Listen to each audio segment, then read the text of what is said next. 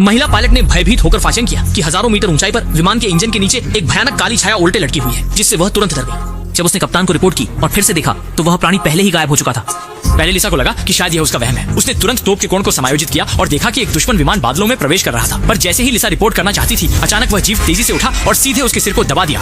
घबराई हुई लिसा ने कूल तरीके से 2 मुक्के मारकर उस राक्षस को बाहर फेंक दिया और तुरंत ही दरवाजा खींचकर बंद कर लिया। तभी उसने देखा कि तोप के दरवाजे की बोल्ट पहले ही टूट चुकी थी। देखते देखते राक्षस फिर से खिड़की तोड़कर अंदर आ रहा था। लिसा ने जल्दी से अपनी उंगली उसे भिड़ा दी, लेकिन अगले ही पल दर्द से उसकी बंदूक जमीन पर गिर गई। फिर उसने दर्द को सहते हुए दरवाजे के बोल्ट को पकड़ा, बंदूक उठाई और बाहर की ओर ट्रिगर दबाया। तभी उसने सुना कि एक जोर की चीख आई और अचानक सब शांत हो गया। इसके बाद लीजा ने अपनी उंगली को हटाया और एक गहरी सांस ली।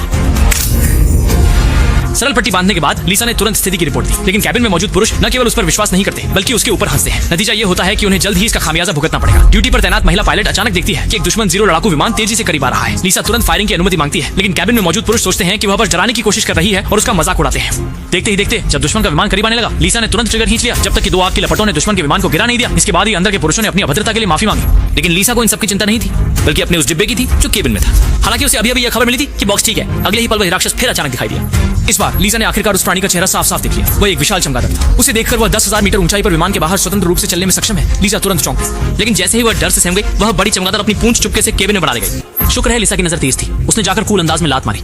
उसके बाद उसने बंदूक निकाली और उसे निशाना बनाया, लेकिन उसने तुरंत गोली नहीं चलाई, क्योंकि 10,000 मीटर की ऊंचाई पर एक बार अगर हवा की ढाल टूट जाए तो कोई भी जिंदा नहीं रह सकेगा। और ऐसा लगता है कि चमगादड़ को भी इसका एहसास था, क्योंकि हालांकि वह समझदारी से वहां से चला गया, लेकिन फिर मुड़कर विमान के अंदर चला गया। फिर केबिन के अंदर से खटखटाने की आवाजें आने लगी और अगले ही पल लीजा ने एक और डरावना दृश्य देखा। विमान का नंबर 3 इंजन काले धुएं के बाद अचानक बंद हो गया। जैसे ही यह हुआ, केबिन में अलार्म बजने लगा और आपाधापी में एक आदमी को वह जीव झट से खींच कर ले गया। इस समय बाकी लोग लीजा की लाए हुए सूटकेस पर सवाल उठाने लगे। यह निश्चित रूप से उसी के कारण आया जीव है। जब उन्होंने बॉक्स खोला तो देखा कि वह एक नवजात शिशु है।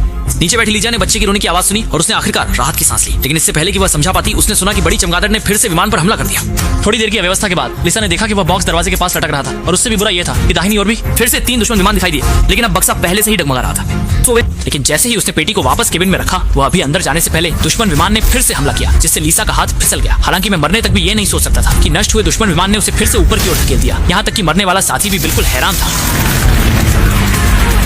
हालांकि मामला अभी खत्म नहीं हुआ था। बड़ी चमगादड़ फिर से दिखाई दी। लिसा ने उसे देखते ही गुस्सा आ गया और उसने लाठी लेकर उसे पीट कर गिरा दिया। चमगादड़ चीखते हुए नीचे गिरा और विमान पूरी तरह से नष्ट हो गया। अंततः बच गए लोग सफलतापूर्वक बचाए गए। जैसे ही लिसा ने राहत की सांस ली, हमने भी मातृत्व की महानता देखी।